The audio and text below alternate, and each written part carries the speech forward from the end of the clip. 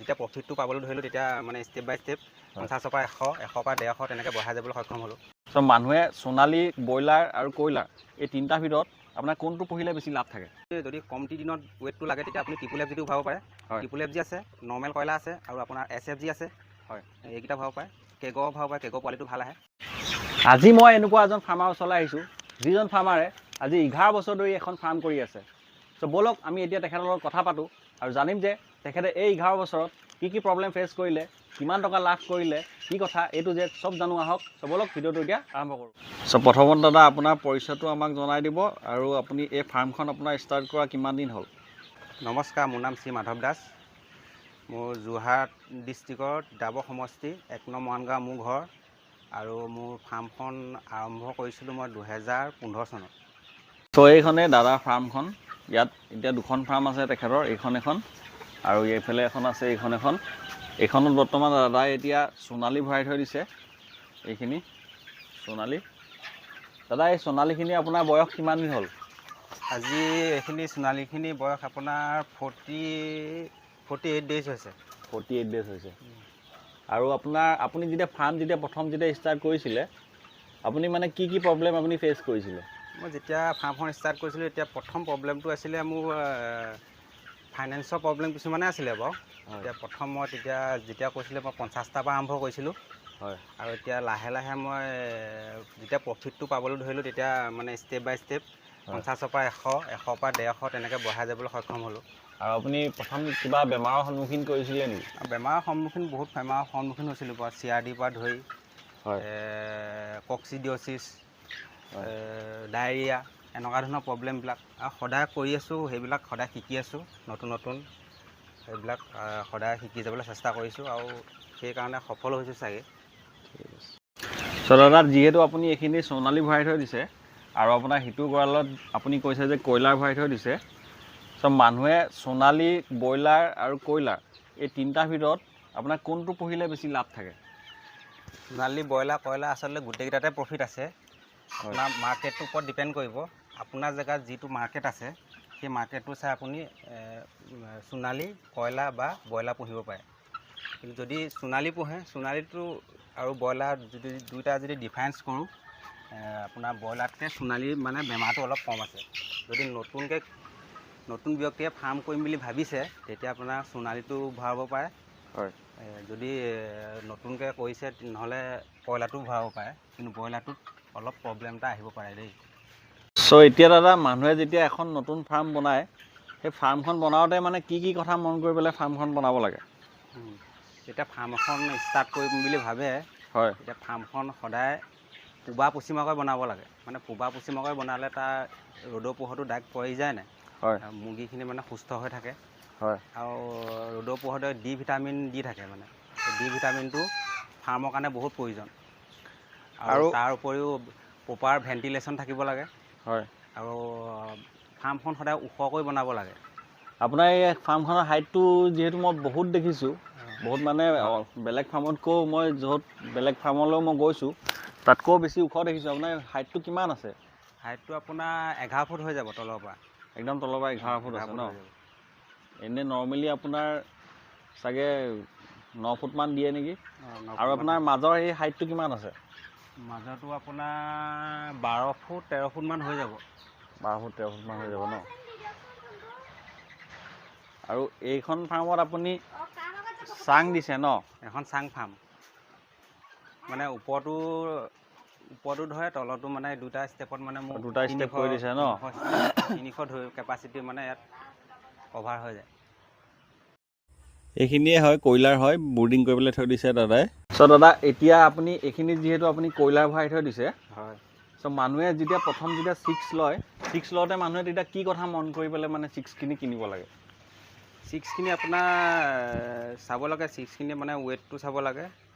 সদায় ডাঙৰ 6 ল'ব লাগে, সৰু চাইজৰ 6 ল'ব নালাগে। হয়। বুডিঙৰ টাইমত মানে ভালকৈ বুডিংটো কৰিব লাগে। 6ৰ যে কোৱালিটি যে মানুহে যে কয় যে 6ৰ বহুত কোৱালিটি থাকে, সেই মানে কোৱালিটি মানে কোনটো কোৱালিটি চবতছে ভাল কয়লাৰৰ বিশেষকৈ কয়লাৰৰ যদি কথা আমি কওঁ? কয়লাৰ আপুনি যদি কমটি দিনত ৱেটটো লাগে তেতিয়া আপুনি ট্ৰিপল FG টো ভৰাব পাৰে। হয়। ট্ৰিপল FG আছে, নৰ্মেল কয়লা আছে আৰু আপোনাৰ SFG আছে, হয় এইকেইটা ভৰাব পাৰে, কেগৰ ভৰাব পাৰে, কেগৰ পোৱালিটো ভাল আহে। হয় আৰু এইখিনি পোৱালি আপোনাৰ বৰ্তমান কিমান দিন হ'ল ভৰোৱা এতিয়া? এইখিনি আপোনাৰ আজি 6 দিন চলি আছে। 6 দিন চলি আছে ন? ঠিক আছে, আপুনি ব্ৰুডিংটো ঠিকে, আপুনি যেনেকৈ ব্ৰুডিং কৰিব লাগে তেনেকৈ ঠিকে আপুনি ব্ৰুডিং কৰি থৈছে, ঠিকে আছে। চ' দাদা আপুনি ধৰক ফিড মেনেজমেণ্টটো আপুনি কেনেকৈ কৰে? ফিড মেনেজমেণ্ট আপোনাৰ সদায় ভাল দানা খুৱাব লাগে। হয় ভাল জাতৰ মানে ব্ৰইলাৰ ফিডটো খুৱাব লাগে পাৰিলে। হয় সোণালী এতিয়া দেশী ফিডটো বহুতে ইউজ কৰে, দেশী ফিডটো দিব নালাগে। হয় দেশী ফিডটো মানে তাত প্ৰ'টিনটো কম থাকে। হয় ব্ৰইলাৰ ফিডটোত প্ৰ'টিনটো হাই প্ৰ'টিন থাকে। মানে আপুনি এইটো ক'বলৈ বিচাৰিছে যে মানে যি কুকুৰাই হওক, কয়লাৰ হওক বা সোণালী হওক, সদায় ভাল ফিড, দামী ফিডটো খুৱাব লাগে। ভাল ফিডটো হ'লে আপোনাৰ বেমাৰো নালাগে। প্ৰ'টিন যেতিয়া থাকিব তাৰ বেমাৰ চেমাৰবিলাক কমি আহিব। হয় আৰু মানে গ্ৰ'থটো ভাল হয়। গ্ৰ'থটো ভাল হয়। আৰু আপুনি দিনটোত সিহঁতক কিমান টাইম দানা দিয়ে? মোৰ 24 আৱাৰ্ছে থাকে দানা। মানে এনি টাইম আপুনি দানা দি থাকেই মানে। আৰু দাদা বেমাৰ আজাৰ নাহিবলৈ আপুনি মানে কেনেকৈ আপুনি প্ৰিকুৱেশ্যনটো লয় মানে? বেমাৰ আজাৰ নাহিবলৈ হ'লে আপুনি সদায় মেনেজমেণ্টটো ভাল কৰিব লাগিব। হয় লিটাৰটো সদায় ড্ৰাই কৰি ৰাখিবলৈ চেষ্টা কৰিব। হয় পানী পৰি থকা জেগা হ'লে মানে সি ফটকৈ বেমাৰটো ল'বলৈ বিচাৰে মানে। সদায় ড্ৰাই কৰি ৰাখিব। হয় প্ৰপাৰ আপোনাৰ মেডিচিনখিনি ইউজ কৰি থাকিব। হয় তেতিয়া মানে কোনো বেমাৰ চেমাৰ এইবিলাক এফেক্ট নকৰে। হয় আৰু আপুনি সিহঁতক কিনা মেডিচিনে ইউজ কৰে নে ঘৰুৱা কিবা আপুনি মেডিচিনো আপুনি? ঘৰুৱা মেডিচিনো ইউজ কৰোঁ। CRDৰ কাৰণে আপোনাৰ নহৰু, আদা, জালুক হয় এইকেইটা মিক্সিত পেষ্ট বনাই হয় পানীত গৰম কৰি মানে সপ্তাহত 2 বাৰ হ'লেও খুৱাব লাগে। তেতিয়া মানে সি বেমাৰটো আহিবলৈ নিবিচাৰে সি। আৰু যেতিয়া কক্সিডিঅ'চিছ মানে বেমাৰটো লাগিব মানে হয় তেতিয়া ঘৰুৱা ঔষধ এই অমিতা গুটিটো কাটি পিচি পানীৰ লগত মিক্স কৰি খুৱাব লাগে। বহুত ভাল মেডিচিন এইটো এটা কক্সিডিঅ'চিছৰ কাৰণে। কক্সিডিঅ'চিছৰ কাৰণে সেইটো ন? আৰু আপুনি হেৰি CRD কাৰণে কি বুলি কৈছিলে? নহৰু, আদা, হয়, তাৰপৰা জালুক, হয়, এইটো পেষ্ট বনাই পিনি পানীৰ লগত গৰম কৰি উতলাই মিক্স কৰি দিব লাগে। ঠিক আছে। আৰু দাদা নতুন ফাৰ্মাৰবিলাকে যেতিয়া এখন নতুন ফাৰ্ম খোলে, সেই নতুন ফাৰ্মাৰবিলাকে মানে কি ভুল কৰে? নতুনকৈ ফাৰ্ম এখন ষ্টাৰ্ট কৰিলে সদায় কমকৈ ষ্টাৰ্ট কৰিব লাগে।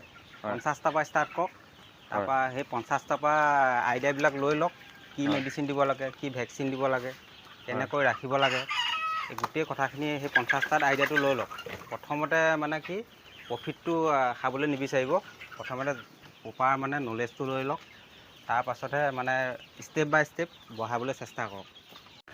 চ' দাদা মই এতিয়া আপোনাক সোধোঁ, আপুনি যিহেতু সোণালী আৰু কয়লাৰ দুটা পুহি আছে, হয়, আপুনি কিমান পুহি আছে বৰ্তমান? সোণালী মোৰ এতিয়া বৰ্তমান 350 পিচ আছে। মানে সদায় আপুনি সিমানেই পোহে নেকি? কেতিয়াবা বঢ়াই দিওঁ মানে টাইম লৈ। এনেই ধৰক আপোনাৰ মাহত সোণালীত আপোনাৰ কিমান টকা এনেই যদি আমি ধৰোঁ কিমান টকা আপোনাৰ এনেই লাভ হয় সোণালী পুহি? সোণালী মাহত আপোনাৰ কেতিয়াবা বাঢ়ি যায় প্ৰফিটটো, কেতিয়াবা কমি যায় বাৰু। যদি ভাল ছিজন হয় যে আপোনাৰ 350 পিছত 30,000 টকা প্ৰফিট আহি যাব। আৰু আপুনি যদি কয়লাৰ আপুনি এতিয়া কয়লাৰ কিমান পুহি আছে? কয়লাৰ মোৰ বৰ্তমান এতিয়া 300 আছে।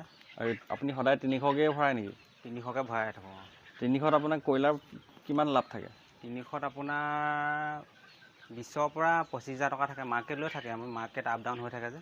মানে ৰেটটো ভাল, দাম ৰেট পায় তেতিয়া মানে বেছি প্ৰফিট হয়, আৰু ৰেট কমি থাকিলে মানে তেতিয়া মানে কম প্ৰফিট হয়।